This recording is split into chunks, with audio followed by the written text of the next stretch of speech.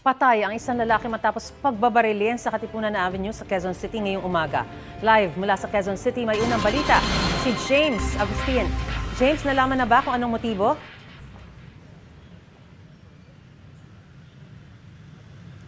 Maris, yan yung inaalam pa ng mga investigador habang pinoproseso ng SOCO ngayon itong pinangyarihan ng pumaril dito sa bahagi ng Katipunan Avenue sa Quezon City, malapit lamang sa isang footbridge. Ayon dun sa mga responding tauhan ng Barangay Loyola Heights, mag-aalas 6 ng umaga nang makatanggap sila ng tawag na may pinagbabaril dito sa lugar. Pagdating nila, inabutan na nilang nakadapa ang lalaki na wala ng buhay. May mga tama ng bala ng baril sa batok at balakang ang biktima. Sa ngayon, kinordona na ang area. Dumating na rin ang SOCO at pinoproseso na ang crime scene. Sa inisyal na investigasyon na nakuha natin mula sa Anonas Police Station at Criminal Investigation and Detection Unit ng QCPD, nakasakay sa motorsiklo ang 33 anyos na biktima.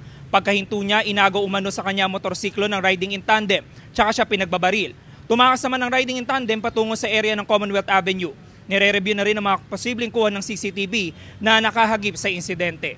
Samantala, Maris, dumating na rin dito sa lugar si QCPD Acting District Director Police Colonel Randy Silvio habang nagpapatuloy itong isinasawang investigasyon. Sa mga kapuso naman po natin na daraan dito sa bahagi ng Katipunan Avenue ay malala po talaga at heavy got yung traffic na asahan nyo. Bukod kasi dun sa insidente, napakadami talaga mga sasakyan na patagos dito sa may area ng Commonwealth Avenue. Yan ang unang balita mula rito sa Quezon City. Ako po si James Agustin para sa GMA Integrated News. Gusto mo bang mauna sa mga balita? Mag-subscribe na sa GMA Integrated News sa YouTube at tumutok sa unang balita.